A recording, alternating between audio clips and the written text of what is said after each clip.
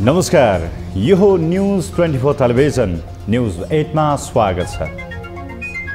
काठमाडौँका mayor बालिन शाहले सडकका खाल्डा खुल्डी पुर्ने र बिग्रे भत्केका सडक तत्काल मर्मत गर्ने भन्दै पूर्वाधार एम्बुलेन्सको निकै प्रचार भजाए। मेयर बनेपछिको सुरुवाती जोसमा पूर्वाधार एम्बुलेन्स र ब्रोमर देखाएर मेयरले केही गर्छन् कि क्या हो भन्ने आशा जगाए। तर सडक सुधारको मुद्दा केवल प्रचार र देखावमै सीमित रह्यो। स्वतन्त्र मेयरले आफ्नो चुनावी बाचामा र जितेपछिको प्रारम्भिक जोसमा काम त थालेकै हुन्, तर त्यो निरन्तर टिकेन। महसुस हुने गरी सडक सुध्रिएन, सडक बेहाल अवस्थामै रह्यो। मेयरले अल्पत्र छाडेका काठमाडौँका खाल्डा पुर्ने जोस जागर अहिले फेरि उपप्रधानमन्त्री एवं भौतिक पूर्वाधार मन्त्री नारायण काजी श्रेष्ठले देखाएका छन्। मन्त्रीले सडकको खाल्डो पुर्ने निर्देशन मात्र दिएका छैनन्, काम कसरी भइरहेको छ त्यसको निरीक्षण गर्न मैदानमै उत्रिएका छन्। उनले उपत्यकाभित्र खाल्डा पुर्न 15 दिन र देशभरिका राजमार्गका खाल्डा पुर्न 1 महिनाको म्याद दिएका छन्। आफ्नो निर्देशन अनुसार उपत्यकामा र देशभर खाल्डा पुर्ने काम सुरु भइसकेको भन्दै मन्त्रीले काम भए नभएको यकिन गर्न आफू निरीक्षणका लागि फिल्डमै उत्रिएको बताएका छन्। नयाँ मन्त्रीको यो जोस कति टिक्छ त्यो हेर्न बाँकी छ। खाल्डो पुर्ने लोकप्रिय नारा नेपाली राजनीतिमा निकै खपत हुँदै आएको छ। प्रधानमन्त्री हुँदा शेरबहादुर देउवाले हदम्याद तोकेर निकै महत्त्वका साथ काठमाडौँको सडकमा खाल्डा पुर्न निर्देशन दिएका थिए। प्रधानमन्त्रीको त्यो निर्देशनले समेत ठोस नतिजा दिएन। खाल्डाले प्रधानमन्त्रीलाई नै गिज्यायो। त्यसपछि खाल्डोलाई चर्को नारो बनाए मेयर बालिन शाह बनाएर उदाए। उनले पनि गरी खाएनन्। अब आएका छन् उपप्रधान एवं भौतिक पूर्वाधार मन्त्री नारायण काजी श्रेष्ठ। आश गरौँ नयाँ मन्त्रीले प्रचारमा मात्र होइन साँच्चीकै नतिजामा जोड दिनेछन् र सडक सुध्रिएको महसुस हुनेछ। अब न्यूज 8 का हेडलाइन्स। न्यूनतम साझा कार्यक्रम ल्याउने तयारीमा सत्ता गठबन्धन, भ्रष्टाचार नियन्त्रण, अर्थतन्त्र सुधार र सुशासनमा जोड दिँदा गणतन्त्र, संविधान पक्षधर दल र राप्रपाबीच चर्को टकराव कायमै। परिवर्तन जहाँसुकै जाओस् हामी सत्तामा टाँसिन्छौँ। नयाँ सत्ता समीकरणबाट एक्लिएपछि अस्तित्व रक्षाको चुनौती सामना गर्दै नेकपा यस नैराश्यता र विग्रहको सङ्केतका बीच एकताका नाममा सत्ता बार्गेनिङका लागि कार्यदल गठन। कसैले लाग्दैन भनेर ठानिरहेका छन्। गठबन्धन अदल बदल गर्दै आएका जसपा अध्यक्ष उपेन्द्र यादव उपचुनाव मार्फत संसद छिर्ने दाउमा। प्रधानमन्त्री प्रचण्डले विश्वासको मत नपाउने आशा सहित पुस 26 को प्रतीक्षामा कांग्रेस। सरकारलाई समर्थन गर्नेवाला चालु पुँजी कर्जा प्रवाहमा कडाई गर्ने अडानबाट सत्तासँगै गभर्नर महाप्रसाद अधिकारीको युटर्न। ब्याङ्किङ तरलता र ब्याज दरको विषयलाई नसमेटिएको व्यवसायको गुनासो। 5 वर्षभन्दा माथिको लोन लिन पाउने व्यवस्था त्यहाँ छ। र नेपाल T20 लिगमा पोखरा एभेन्जर्समाथि जनकपुर रोयल्सको शानदार जित हासिल गर्दै प्लेअफमा, फार वेस्ट युनाइटेडको प्लेअफ सम्भावना कायम।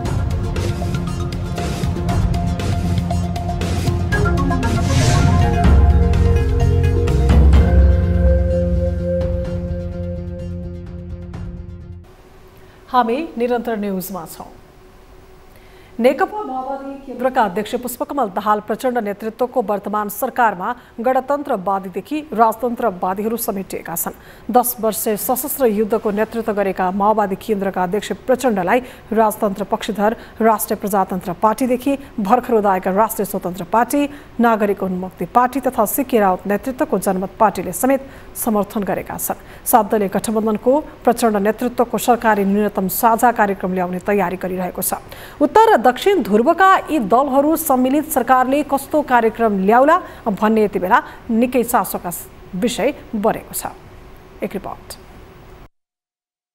प्रधानमन्त्री पुष्पकमल दाहाल प्रचण्डदेखि वर्तमान सरकारमा सहभागी दलका नेताहरूको जोड भ्रष्टाचार नियन्त्रणमै छ। प्रचण्डले प्रधानमन्त्रीको शपथ लिए लगत्तै आफूले भ्रष्टाचार हुन नदिने अभिव्यक्ति दिए। नेताहरूले भ्रष्टाचार नियन्त्रणको प्रतिबद्धता जनाएको भने यो पहिलो पटक होइन। पुराना दल हुन् वा नयाँ, सबैले भन्ने गरेको कुरा भ्रष्टाचार रोक्ने र सुशासन कायम गर्ने नै हो। तर नेताहरूको बोली र व्यवहारमा भने कहिले मेल खाएन। यही बीचमा गणतन्त्रवादीदेखि राजतन्त्रवादी तथा नयाँ उदीयमान विचारविहीन पार्टीहरू सम्मिलित सरकारको कार्यक्रम कस्तो आउला भन्ने सबैको चासो हुनु स्वाभाविक हो। यति बेला मुलुकको अर्थतन्त्र सङ्कटको अवस्थामा छ। देशको आर्थिक अवस्थालाई सुधार गर्न पनि भ्रष्टाचार नियन्त्रण गर्नु जरुरी छ। सत्तारूढ गठबन्धनले देशको आर्थिक अवस्थालाई सुधार गर्ने विषयलाई जोड दिएर सरकारको न्यूनतम साझा कार्यक्रम ल्याउने तयारी गरेको सत्ता गठबन्धन दलका नेताहरू बताउँछन्। नेकपा माओवादी केन्द्रका सचिव दिलराम आचार्यले सरकारको नीति तथा कार्यक्रम आर्थिक समस्याहरूको सामना गर्ने योजनासहित अघि बढाइने बताए। जनताको जीवनमा परिवर्तन गर्ने गरी, त्यसको जग बसाल्ने गरी ठोस कार्यक्रम हामीले निर्माण गर्नुपर्छ र त्यस्तो कार्यक्रम निर्माण गर्नको निम्ति अब राप्रपाको या गठबन्धनमा सामेल भएको स्वतन्त्र पार्टीको या कसैको पनि जनताको जीवन बदल्ने कुरामा धेरै ठुलो विमति हुन्छ भन्ने कुरा मैले देख्दिनँ। त्यही सहमतिका साथ आम जनताको जीवन बदल्ने र देशकै एउटा अर्थतन्त्रलाई माथि उकास्नको निम्ति हामीले ठोस कदम चाहिने अहिले चाल्नुपर्ने आवश्यकता छ। दोस्रो ठुलो दल नेकपा एमालेको समर्थनमा बनेको प्रचण्ड नेतृत्वको सरकारलाई राष्ट्रिय प्रजातन्त्र पार्टीले पनि साथ दिएकाले राप्रपाको माग पनि सरकारको कार्यक्रममा सम्बोधन हुन जरुरी छ। सरकारको साझा कार्यक्रमको नाममा गणतन्त्र र संविधानको विरुद्धमा भने जान नसकिने नेता आचार्यको भनाइ छ। गणतन्त्र जाओस्, संविधान जहाँसुकै जाओस्, परिवर्तन जहाँसुकै जाओस्, हामी सत्तामा टाँसिन्छौँ भन्ने किसिमले त हामीले सोच्न पनि सक्दैनौँ। तर एउटा सीमासम्म हामीसित विमति राख्ने दलहरूलाई पनि समेट्ने गरी उहाँहरूका केही जायज मागहरू सम्बोधन गर्ने गरी र केही उहाँहरूका मागहरू जो तत्काल पुरा हुन सक्दैनन् ती सबैलाई उहाँहरूले थाती राखेर गठबन्धनलाई मजबुत बनाएर जानुपर्छ। वर्तमान सरकारको मुख्य जोड अर्थतन्त्रलाई उकास्नु नै रहेको नेताहरूको भनाइ छ। देशको अर्थतन्त्रलाई उकास्नु नै सरकारको मुख्य कार्यभार रहेको सत्तारूढ दल नेकपा एमालेका सचिव योगेश भट्टराई बताउँछन्। उत्पादन क्षमतालाई वृद्धि गर्ने, राजस्व सङ्कलनलाई लक्ष्य अनुरूप बनाउने, विकास खर्च र पुँजीगत खर्च बढाएर अर्थतन्त्रलाई सकारात्मक दिशातर्फ अगाडि बढाउनु पर्ने उनको भनाइ छ। यो अर्थतन्त्रलाई उकास्ने, त्यसमा मुख्य चाहिँ हामीले हाम्रो उत्पादनलाई वृद्धि गर्ने, उत्पादन क्षमतालाई वृद्धि गर्ने, राजस्व सङ्कलन लक्ष्य अनुसार भइरहेको छैन, त्यसलाई द्रुत गतिमा बढाउने, विकास खर्च बढाउने, पुँजीगत खर्च बढाउने र अहिले बजारमा देखिएको आर्थिक सङ्कटलाई समाधान गर्ने र आर्थिक स्थितिलाई सकारात्मक दिशामा अगाडि बढाउने पहिलो हाम्रो जोड यसमा हुनेछ।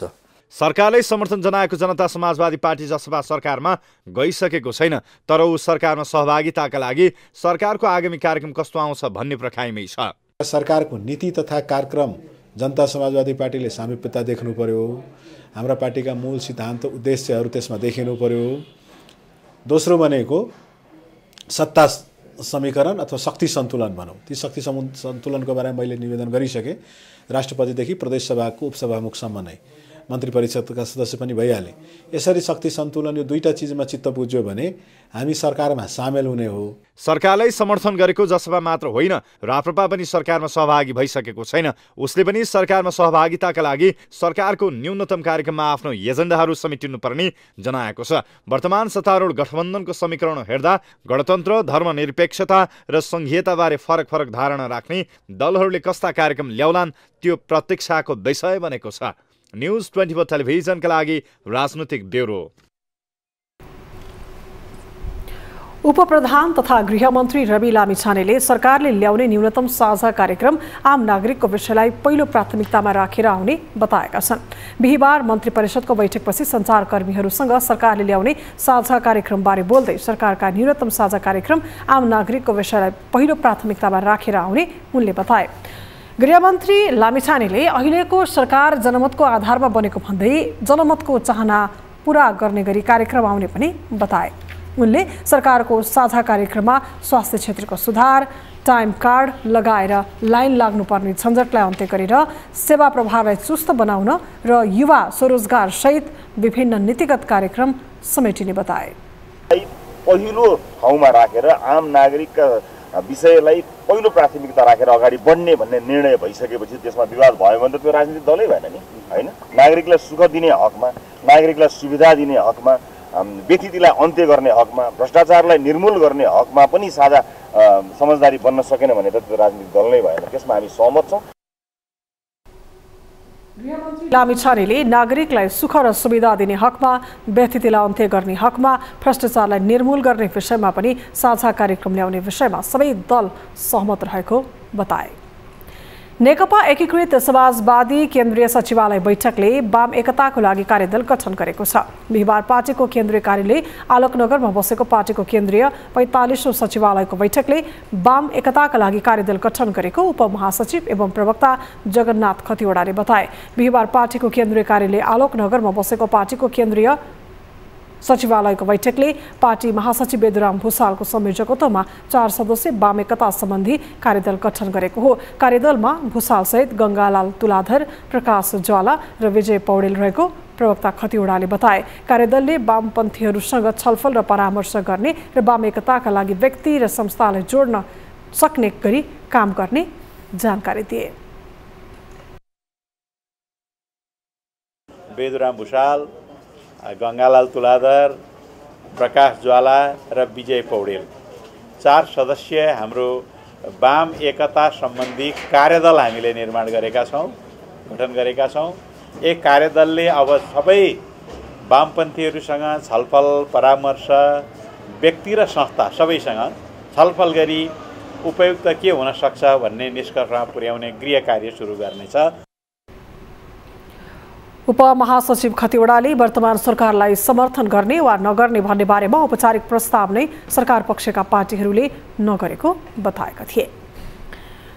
नेकपा एकीकृत समाजवादी र जनता समाजवादी पार्टी एकतामा जाने बारे आन्तरिक छलफल गरिरहेका छन्। आफूलाई समाजवाद उन्मुख दाबी गर्ने यी दुई दलको न व्यवहारमा समाजवाद छ, न राजनीतिक भूगोल मिल्छ, न त पार्टीभित्र एकताको दबाव छ।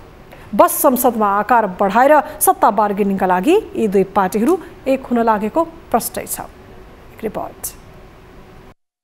गत निर्वाचनमा राष्ट्रिय पार्टी बनेको जनता समाजवादी पार्टी जसपाको संघीय संसदमा प्रत्यक्ष र समानुपातिक गरी 12 सिट छ।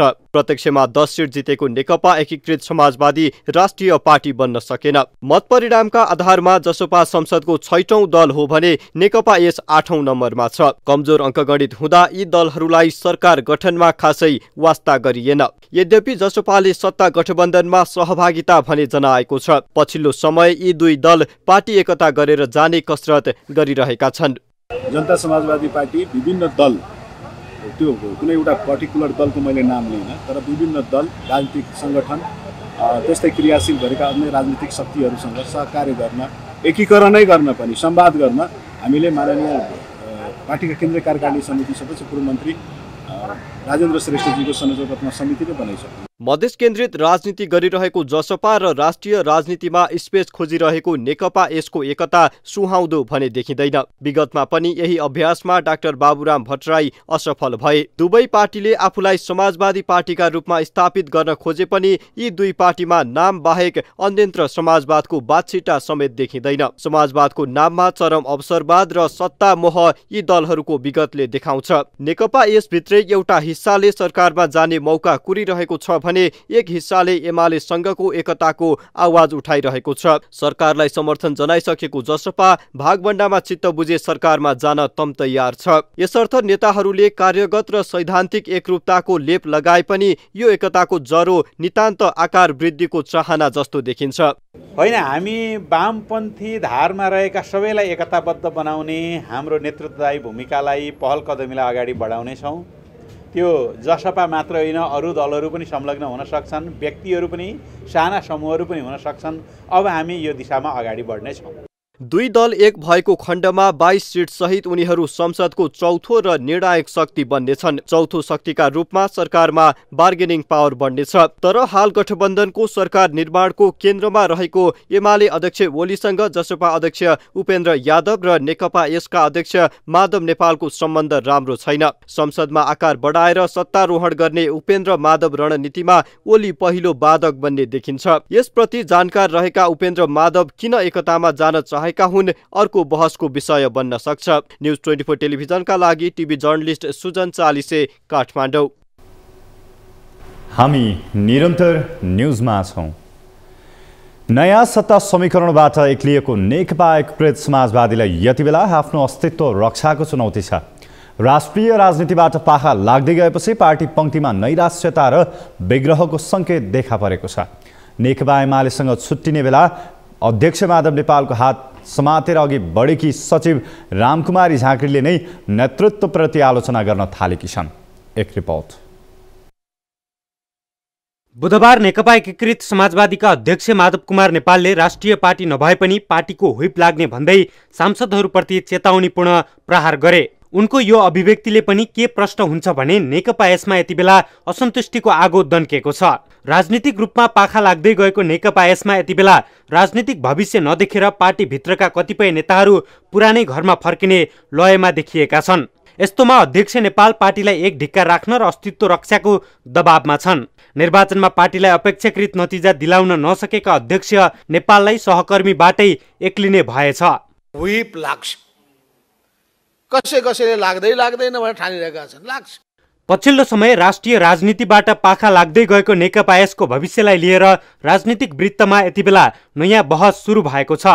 पार्टी भित्रै पनि एकताका लागि दबाव उत्तिकै छ। जुन उद्देश्यका साथ पार्टी फुटाएर नेकपा एस गठन भएको थियो त्यो उद्देश्य प्राप्त नहुने भएपछि पुनः एमालेमै फर्किने कसरत पनि चलिरहेको छ। यता सम्मानजनक निम्तो आए सरकारमा पनि सामेल हुने गरी नेकपा यसले निरन्तर वार्ता अगाडि बढाएको छ। पार्टीभित्र देखिएको विग्रहको सङ्केतलाई मध्यनजर गर्दै नेपालले राजनीतिक रूपमा सुरक्षित अवतरणको बाटो खोजिरहेका छन्, जसका लागि उनले कहिले जनता समाजवादी पार्टी जसपासँगको एकताको कुरा चलाउँछन् त कहिले वाम एकताको। उहाँहरूले जे कुराका लागि एमालेसँग छुट्नुभयो, एमालेसँग छुट्नुको अर्थ उहाँहरूले मान र अपमानको कुरा उठाउनु भयो र त्यो बेलामा संविधानको रक्षाको कुरा गर्नुभयो। यो दुईटा कुराको लागि हामी छुट्यौँ भनेर उहाँहरूले भन्नुभयो। त्यो त जस्टिफाई गर्न सजिलो छ, तर उहाँहरू जब सिद्धान्तहीन गठबन्धनमा जोडिनु भयो त्यो सिद्धान्तहीन गठबन्धन गर्दाखेरिको उहाँहरूले त्यसलाई चाहिँ जस्टिफाई गर्न सक्नुहुन्न, आज पनि सक्नुहुन्न। त्यसको खाली अन्तिम कुरा के हो भने सत्ता हो।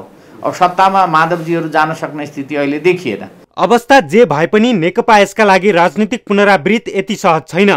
अहिलेको सरकार माओवादी अध्यक्ष पुष्पकमल दाहाल प्रचण्डको नेतृत्वमा भए पनि यसको चाबी एमाले अध्यक्ष केपी शर्मा ओलीसँग छ, जसकारण पनि एमाले नेतृत्वको गठबन्धनमा नेकपा यसलाई सहजै प्रवेश पाउन कठिन छ। त्यसैले समाजवादी अध्यक्ष नेपालले बुद्धिमत्तापूर्ण निर्णय लिन नसके अपूरणीय क्षति बेहोर्नुपर्ने देखिन्छ।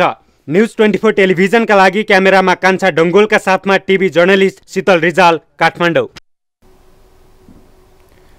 गएको चुनावमा जनमत पार्टीका अध्यक्ष डाक्टर सीके राउतसँग पराजय बेहोरेपछि संसदीय यात्राबाट विमुख जनता समाजवादी पार्टी नेपालका अध्यक्ष उपेन्द्र यादव संसद छिर्ने दाउमा जुटेका छन्।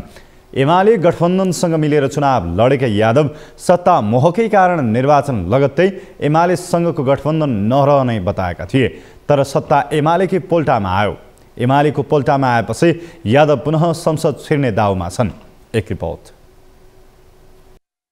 चुनाव हारे पनि सत्ता गठबन्धनसँग उपराष्ट्रपतिका लागि जसपा अध्यक्ष उपेन्द्र यादवले चलाएको बार्गेनिङले उनको सत्तामोह बुझ्न सकिन्छ। राष्ट्रिय सभामा गठबन्धनको बलमा पुग्न सकिने सजिलो बाटो भए पनि राजनीतिक इगोका कारण उनी उपचुनाव मार्फत प्रतिनिधि सभामै जान चाहेका छन्। अध्यक्ष यादवका लागि प्रतिनिधि सभा सदस्य चुनाव फलिफा भएन। सीके राउतसँग पराजय बेहोरेपछि रन्थनिएका यादव सत्ता गठबन्धनमा छिरेर उपचुनावबाट निर्वाचित हुने प्रयास थालेका हुन्। प्रधानमन्त्री माओवादी केन्द्रले पाएपछि राष्ट्रपति एमालेले पाउने पक्का छ। बाँकी रहेको राष्ट्रपति पदका लागि यादवले आफ्ना विश्वासपात्र रामसहाय यादवलाई पठाएर उपचुनाव सहित गठबन्धनको जोडबलमा संसद छिर्ने तयारी थालेका छन्। सरकारमा जाने नजाने विषयमा सरकारका नीति कार्यक्रम हेरेपछि मात्रै निर्णय गर्ने बताउँदै आएका जसपा बालुवाटार बैठकदेखि प्रतिपक्षी दल काङ्ग्रेस नेतृत्वसँगको भेटमा व्यस्त देखिन्छ। वर्तमान अवस्थामा हाम्रो भूमिका बारे पनि हामीले समीक्षा गर्यौं। सरकारमा जाने नजाने सम्बन्धमा पनि पार्टीका विचारहरू आउँदा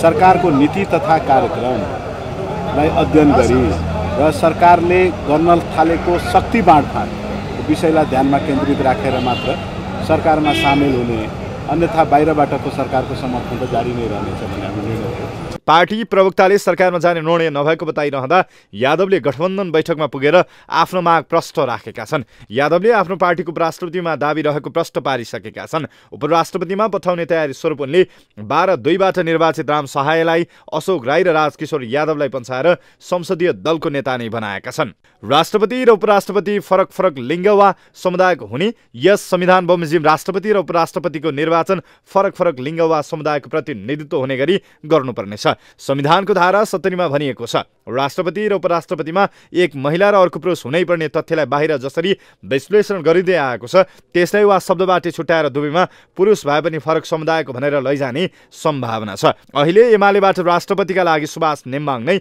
बलिया दावेदार भएकाले उपराष्ट्रपतिबाट पनि जसपाले पाएमा फरक समुदायको भनेर पुरुष नै प्रवेश गराउने गरी यादवले आफ्नो संसदीय यात्रालाई उपचुनावबाट प्रवेश गराउन चाहेका छन्। यादवले सत्ता गठबन्धन दलको बैठकमा उपराष्ट्रपतिको विषयलाई पेचिलो बनाउँदै लगेका छन् भने यता प्रमुख प्रतिपक्षी दल काङ्ग्रेस सभापति शेरबहादुर देउवासँग भेटेर समेत कुराकानी गरेका छन्। अहिले तत्काल सरकारमा नजाने र मधेसको मुद्दाको विषयमा वकालत गर्दै जाने, त्यसपछि उपचुनावबाट आफू निर्वाचित भएर आइसकेपछि आफ्नै नेतृत्वमा सरकारमा सहभागी हुने दाउमा यादव रहेको बताइन्छ। 5 वर्ष संसद बाहिर बस्दा शक्ति थप कमजोर बन्दै जाने आकलन गरेका यादवले माधव नेपाल नेतृत्वको नेकपा एकीकृत समाजवादी पार्टीसँग एकताको प्रयास पनि तीव्र पारेका छन्। यसरी शक्ति सञ्चयमा जुटेका यादव उपचुनावबाट संसद छिर्लान्। गठबन्धन उनको दललाई उपराष्ट्रपति दिन तयार होला, यसको छिनोफानो भने केही समयमा हुने नै छ। न्युज 24 टेलिभिजनका लागि राजनीतिक ब्युरो। एमाले माओवादी नेतृत्वको गठबन्धन दीर्घकालीन नहुने भन्दै सत्ताको दाउ कुरेर बसेको काङ्ग्रेसले प्रधानमन्त्री पुष्पकमल दाहाल प्रचण्डले विश्वासको मत लिने समयसम्म पर्खेर हेरेको नीति अख्तियार गरेको छ। 7 दलीय गठबन्धन स्वार्थको गठजोड भएको निष्कर्ष निकालेको काङ्ग्रेसले प्रचण्डले विश्वासको मत नपाउने र त्यसपछि ठूलो दलको हैसियतका आधारमा संविधानको धारा 76 को उपधारा 3 अनुसार सरकार बनाउने प्रतीक्षामा बसेको छ। एक रिपोर्ट। संविधानको धारा 76 को उपधारा 2 बमोजिम प्रधानमन्त्री बनेका प्रचण्डले विश्वासको मत पाइहाल्नेमा कांग्रेस ढुक्क हुन सकेको छैन। यसरी प्रचण्डले विश्वासको मत नपाएमा सरकार गठन गर्ने जिम्मा ठूलो दलको हैसियतमा आफ्नै पोल्टामा पर्ने कांग्रेसको इच्छामाथि वरिष्ठ पत्रकार पुरुषोत्तम दाहाल भने अस्वीकार गर्छन्। दाहालले यो सरकारले विश्वासको मत पनि पाउने र गठबन्धन पनि नभत्कने बताएका छन्। 26 गते के नै हुन्छ, यो सरकारले विश्वास पाउँदैन, एमालेले पैताला परिवर्तन गर्छ भनेर सोचेको छ भने त्यो सरासर गलत र भ्रमको कुरा हो। त्यो हुनेवाला छैन र मज्जासँग माओवादी अध्यक्ष पुष्पकमल दाहाल प्रचण्डले मज्जासँग उहाँले विश्वासको मत पाउनुहुन्छ र सबै दलहरूले जति अहिले समर्थन गरिराखेका छन् ती दलहरूले सरकारलाई समर्थन गर्नेवाला छन्। जटिल सम्बन्धमा रहेका एमाले अध्यक्ष केपी ओली र प्रधानमन्त्री प्रचण्ड बीचको सम्बन्धका कारण कांग्रेस प्रतिपक्षमा बसिरहेको बताइएको छ। तर सत्ता साझेदारीमा एमाले माओवादी बीच भद्र सहमति जुटिसकेकाले यस्तो सम्भावना भने अत्यन्तै कम छ। प्रधानमन्त्री प्रचण्डले यही 26 गते विश्वासको मत लिँदैछन्। गठबन्धन दलहरू विश्वासको मतलाई असर पुग्ने देखेरै मन्त्रालयको अन्तिम टुङ्गो नलगाई बसेका छन्। अहिले सरकारमा सहभागी दलहरू एमालेका 79, माओवादी केन्द्रका 32, राष्ट्रिय स्वतन्त्र पार्टीका 20 र जनमत पार्टीका 6 गरेर 137 सांसदहरू छन्। सरकारलाई बहुमत पुर्याउन 138 सांसद आवश्यक पर्छ। यसमा स्वतन्त्रबाट निर्वाचित किरण कुमार शाह एमाले प्रवेश गरिसकेका छन् भने प्रभु शाह र अमरेश कुमार सिंहले पनि समर्थन दिएका छन्। यसकारण अन्य दलहरूले विश्वासको मत नदिए पनि सहजै प्रचण्डलाई विश्वासको मत प्राप्त हुने आधार हुँदाहुँदै कांग्रेसको प्रतीक्षा खेर जानुको विकल्प देखिन्न। कांग्रेस सत्ताबाट बाहिरिनु परेपछि अनेक तानाबाना सहित कसै गरी पनि सरकारमा जान सकिन्छ कि भनेर बसेको छ। तर अहिले देखिएको राजनीतिक वातावरणले भने कांग्रेसको प्रतीक्षा आगामी 5 वर्षसम्म हुन सक्ने आधार बलियो बन्दै गएको छ। न्युज 24 टेलिभिजनका लागि राजनीतिक ब्युरो। सरकारले अर्थ मन्त्रालयका 2 सहित 7 सचिवको हेरफेर गरेको छ। बिहिबार बसेको मन्त्री परिषद बैठकले 7 जना सचिवहरू हेरफेर गरेको हो। मन्त्री परिषद बैठकले प्रधानमन्त्री तथा मन्त्री परिषद कार्यालय, अर्थ उद्योग वाणिज्य तथा आपूर्ति र अख्तियार दुरुपयोग अनुसन्धान आयोगका सचिवहरूको सरुवा गरेको हो।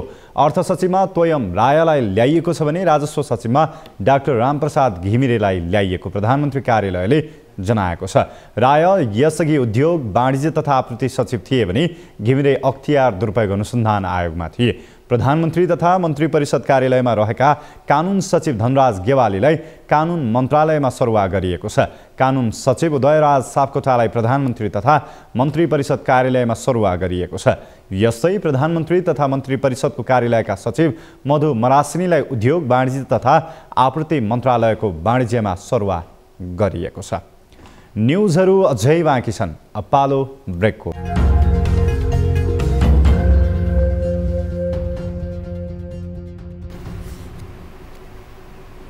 हामी निरन्तर न्युजमा छौं।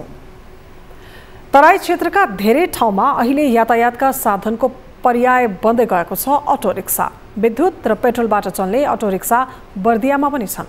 अटो रिक्सा यातायातको साधन मात्र नभई स्वरोजगारमूलक अभियानमा सहयोग पुर्याउने माध्यम नै बन्न पुगेको छ। तर यही पेसामा संलग्न चालकले ड्राइभिङ लाइसेन्स र रुट पर्मिट पाउन नसक्दा भने हैरानी खेप्न परिरहेको छ। एक रिपोर्ट। बर्दिया लगायत तराईका जिल्लाहरूमा पछिल्लो समय अटो रिक्साहरूको प्रयोग बढिरहेको छ। अटो रिक्सा चलाएर हजारौंले रोजगारी समेत पाएका छन् भने कतिपय विपन्न परिवारका लागि आर्थिक उपार्जनको सारथी नै बनेको छ। बर्दियाका सडकमा मात्र करिब 1000 हाराहारीमा अटो रिक्सा गुड्छन्। तर अटो रिक्साका चालकसँग लाइसेन्स र रोड पर्मिट भने छैन, जसका कारण सवारी चालकले सुरक्षा निकायबाटै हैरानी बेहोर्दै आएका छन्। ट्रैफिक वाले पकड़ लेते हैं, दिन भर बंद करते हैं, 500 रुपया जुर्माना लेते हैं, सर और 2 रुपया कमाई नहीं होता है, तो हम बच्चन का कसके पालन करी हम। और तो फिर तो के लाइसेंस नहीं बनावत हैं, फिर पकड़ते हैं, फिर दुख देते हैं, तो हमारे बच्चे कैसे जिए। बर्दियाको 8 पालिकाको गाउँमा अहिले अटो रिक्सा देख्न सकिन्छ। सडकमा कतिपय अटो रिक्साहरू दुर्घटनामा पर्छन्। दुर्घटनामा परेपछि चालकले खेप्ने समस्या भनी साध्य छैन। सरकारले कर तिर्न तयार हुँदा पनि सरकारले लाइसेन्स र रुट पर्मिटको व्यवस्था गर्न नसकेको चालकहरूको गुनासो छ। न कागज दिन्छ, न लाइसेन्स बनाउन जाने कि लाइसेन्स पनि दिन्न। अब ट्राफिकले कहीँ पुलिसले कहीँ रोक्दै गर्छ हामीलाई दिनै हैन। अब जति कमायो भने फेरि जतिचोटि भएपछि 500 रुपियाँ फेन काट भन्छ।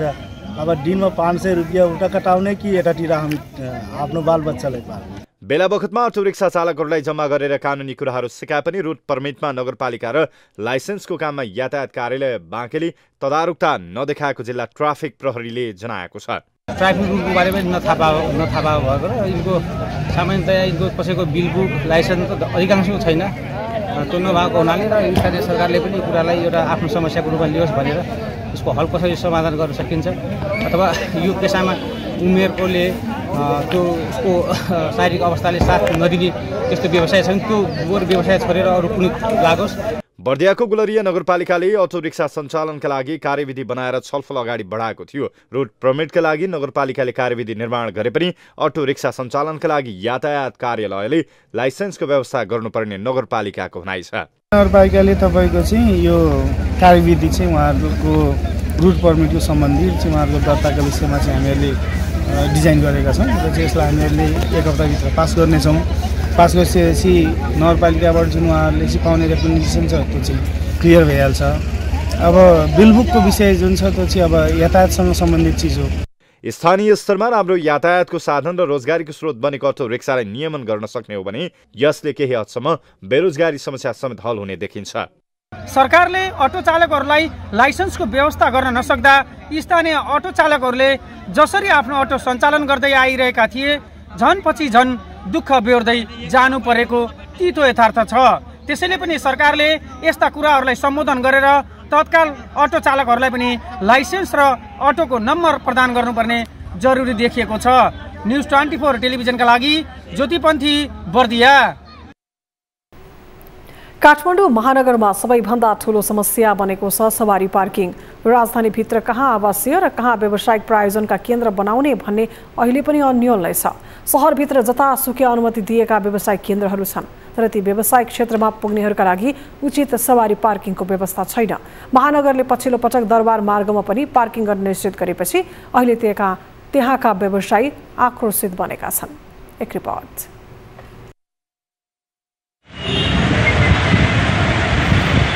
राजधानी काठमाडौँका लागि सवारी पार्किङ सदाबहार समस्या हो।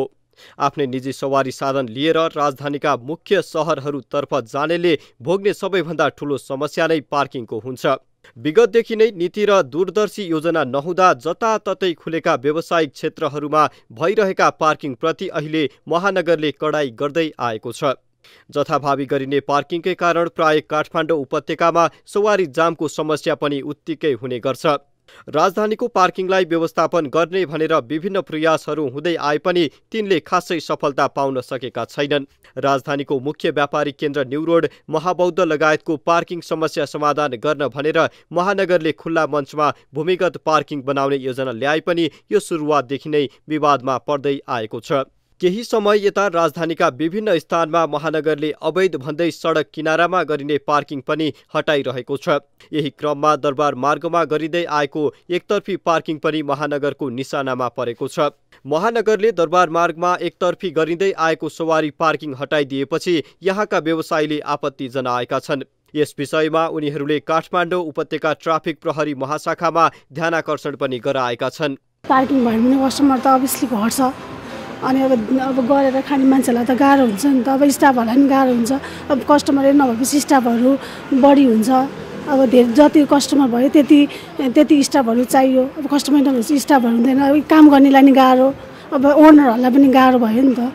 सवारी पार्किङ गर्न रोक लगाइएपछि कोरोना महामारी र लकडाउनका कारण थलिएर बिस्तारै सुधार हुन लागेका दरबार मार्गको व्यापार व्यवसायमा नकारात्मक असर गर्ने उनीहरू बताउँछन्। ट्राफिक प्रहरी, सडक विभाग र काठमाडौँ महानगरपालिका संघको विगतमा भएको सहमति अनुसार एक लाइन पार्किङ गर्न पाउनुपर्ने व्यवसायीको माग छ। विकल्प दिनै पर्ने थियो। जस्तो कस्टमरहरू अब नयाँ जस्तो हाम्रो एज अ लग्जरी ब्रान्ड हो हाम्रो, होइन? जस्तो यहाँ तपाईँलाई बायरहरू अलिकति लग्जरी नै हुन्छ, जस्तो गाडीमा आउने, होइन? अब तिनीहरूलाई अलिकति गाह्रो भयो, तपाईँलाई पार्किङहरू पहिला खोज्नु पर्यो। अब तिनीहरूले पार्किङ खोजेर आउनु त उनीहरूले चाहँदैन नि। मङ्गलबारदेखि नै दरबार मार्ग क्षेत्रको बाटो खाली र खुल्ला बनाउन ट्राफिक प्रहरीको समन्वयमा पार्किङ निषेध गरिएको महानगरले जनाएको छ। पार्किङ गर्न रोक लगाएपछि व्यापार व्यवसाय कम हुने भएकाले व्यवसायीहरूले गुनासो गरे पनि कतिपय स्थानीय भने महानगरको यो कदमप्रति खुसी छन्। परीक्षणकालीन अवस्थामा हटाइएको पार्किङलाई स्थानीयको प्रतिक्रिया अनुसार कार्यान्वयन गर्ने वा नगर्ने तयारी महानगरको छ। न्युज 24 टेलिभिजनका लागि क्यामेरामा कान्छा डङ्गोलका साथमा टिभी जर्नलिस्ट सूर्य भट्टराई, काठमाडौँ। हामी निरन्तर न्युजमा छौँ। अब बिजनेस न्युज।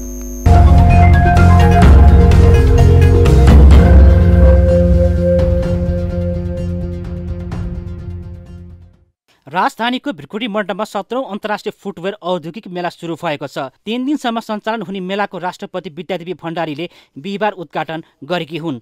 नेपाली उत्पादनको बजारीकरण गर्ने र आर्थिक समृद्धिको आधार तयार पार्ने उद्देश्यसहित यो मेला आयोजना भएको हो।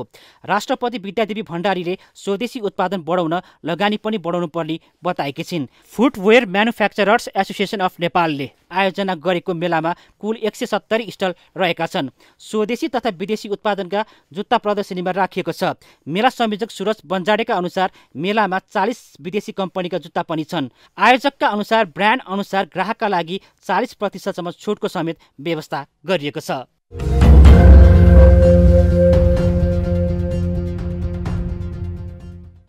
नेपाल उद्योग वाणिज्य महासङ्घका अध्यक्ष शेखर गोल्छाले निर्यात सम्बन्धी हरेक कार्यक्रमहरू मुलुकको अर्थतन्त्रसँग महत्त्वपूर्ण रहेको बताएका छन्।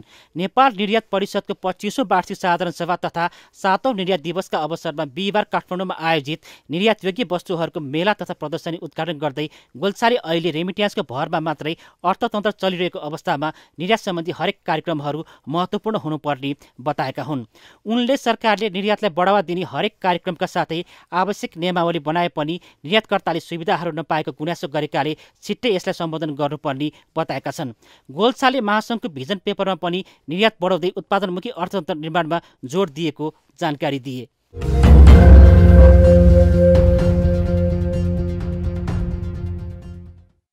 6औं अन्तर्राष्ट्रिय औद्योगिक व्यापार मेला तथा घरेलु उद्योग महोत्सव र 6औं प्राङ्गारिक कृषि मेला 2079 आगामी फागुन पहिलो साता राजधानीमा आयोजना हुने भएको छ। नेपाली वस्तु प्रयोग गरौँ, नेपाली भएकोमा गर्व गरौँ र मेहनत सिर्जना उत्पादन र वस्तु मेरै नेपालको भन्ने प्रदर्शनीको मुख्य नारा रहेको छ। नेपालको अर्ग्यानिक उत्पादनलाई निर्यातमुखी बनाउन र अन्तर्राष्ट्रिय व्यवसायीहरूलाई समेत आकर्षित गर्न अर्ग्यानिक उत्पादनलाई बढावा दिने सो प्रदर्शनी गर्न लागेको हो। अर्ग्यानिक उत्पादनहरूका बारेमा आम नागरिकलाई सचेतना गराउने र सहज रूपमा अर्ग्यानिक उत्पादनहरू उपलब्ध गराउने उद्देश्य प्रदर्शनीको रहेको छ।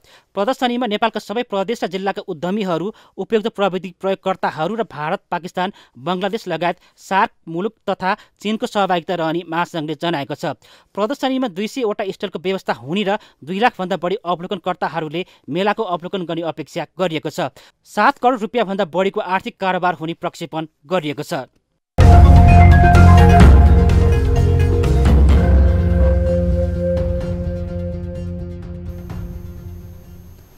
सत्ता समीकरण फेरिएसँगै राष्ट्र बैंकका गभर्नर महाप्रसाद अधिकारी चालु पुँजी कर्जामा फ्लेक्जिबल बनेका छन्। तत्कालीन अर्थमन्त्री जनार्दन शर्माको पालामा चालु पुँजी कर्जा प्रवाहमा कडाइका साथ उभिएका अधिकारी सरकार फेरिएसँगै फेरि यस्तो कर्जा बारेको मार्गनिर्देशनमा युटर्न हुन पुगेका छन्। हुन त उनलाई यसअघि नै एमालेको सङ्गठनमा रहेको भन्दै व्यापक विरोध समेत भएको थियो।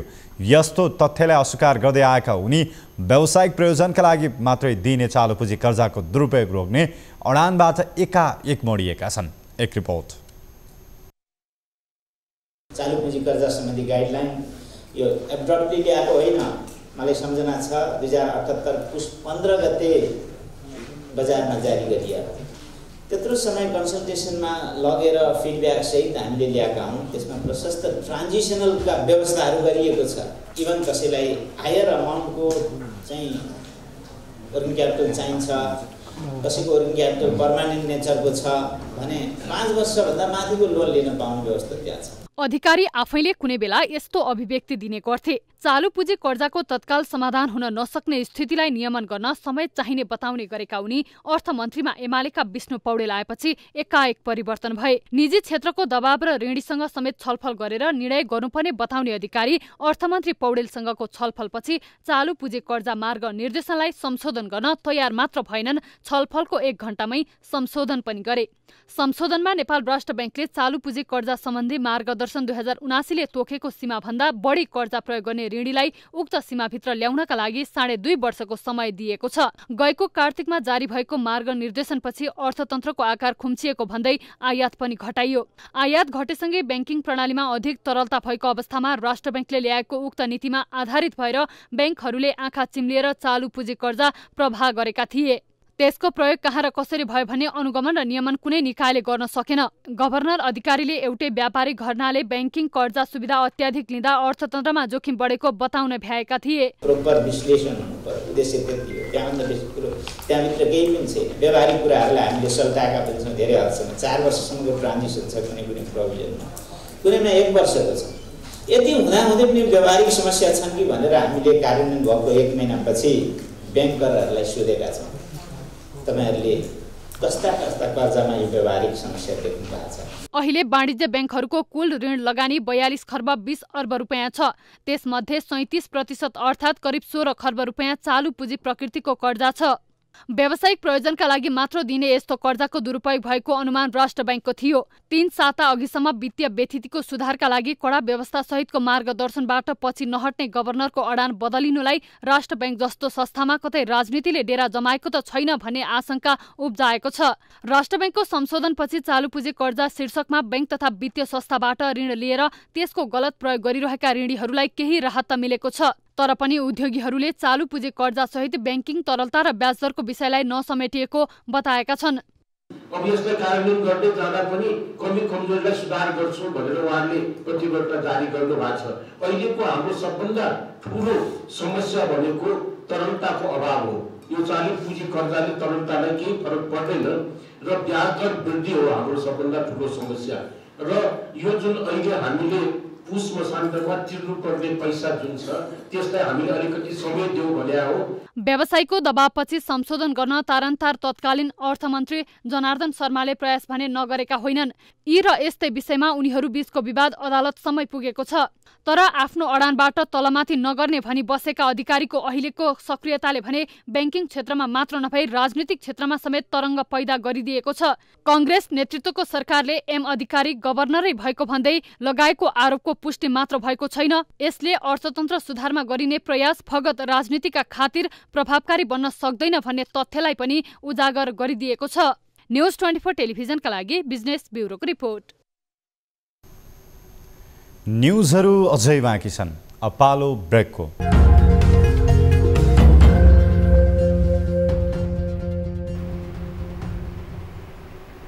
हामी निरन्तर न्युजमा छौं।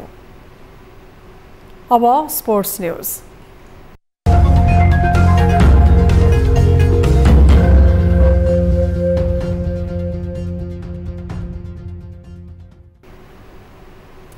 पहिलो संस्करणको नेपाल टी20 लिगको बिहिबारको खेलमा जनकपुर रोयल्सले पोखरा एभेन्जर्समाथि शानदार जित हासिल गरेको छ। जितसँगै नेपाल टी20 लिगमा जनकपुर रोयल्स प्लेअफमा स्थान पक्का गर्ने दोस्रो टोली भएको छ। त्रिवी क्रिकेट मैदान कीर्तिपुरमा टस हारेर पहिले ब्याटिङको निम्ति पाएको एभेन्जर्सले निर्धारित 20 ओभरमा 66 बल बाँकी छँदै मात्रै 68 रन बनाएर अल आउट भयो। मात्र 69 रनको झिनो लक्ष्य पछ्याएको जनकपुरले 4 विकेटको क्षतिमा लक्ष्य पार गर्यो।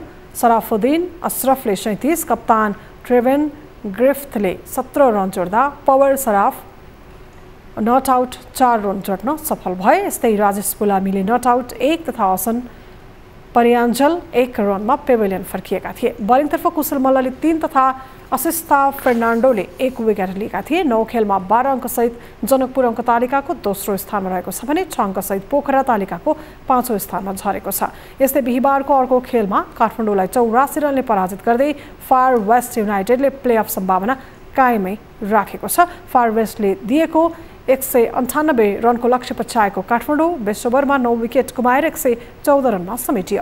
फराकिलो जितसँगै प्लेअफ सम्भावना कायमै राखेको फार वेस्टले 8 खेलमा 2 जित हात पारेर 4 अङ्कका साथ अङ्क तालिकाको पुछारमा रहेको छ।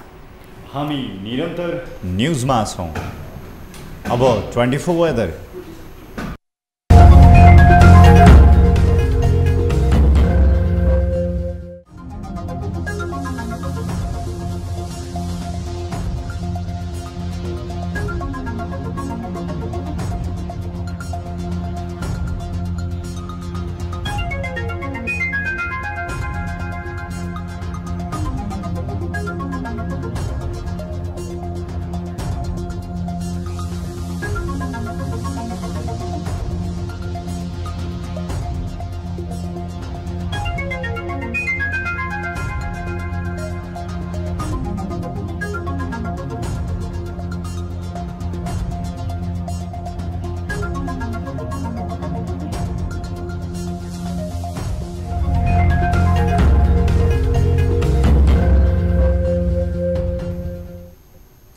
अब न्युज 8 को अन्त्यमा पुनः हेडलाइन्स।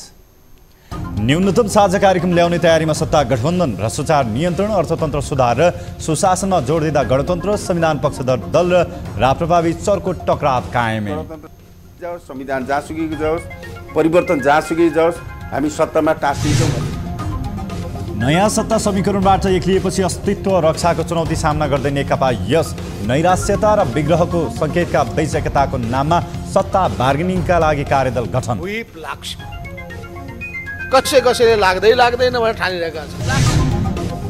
गठबन्धन अदलबदल गर्दै आएका जसपा अध्यक्ष उपेन्द्र यादव उपचुनाव मार्फत संसद छिर्ने दाउमा, प्रधानमन्त्री प्रचण्डले विश्वासको मत नपाउने आशा सहित पुस 26 को प्रतीक्षामा काङ्ग्रेस। जति अहिले समर्थन गरिराखेका छन् ती दलहरूले सरकारलाई समर्थन गर्नेवाला छन्। चालु पुँजी कर्जा प्रभावमा कडाई गर्ने अडानबाट सत्तासँगै गभर्नर महाप्रसाद अधिकारीको युटर्न, बैंकिङ तरलता र ब्याजदरको विषयलाई नसमेटिएको व्यवसायीको गुनासो। 5 वर्षभन्दा माथिको लोन लिन पाउने व्यवस्था त्यहाँ छ। र नेपाल टी20 लिगमा पोखरा एभेन्जर्समाथि जनकपुर रोयल्सको शानदार जित हासिल गर्दै प्लेअफमा फार वेस्ट युनाइटेडको प्लेअफ सम्भावना कायम।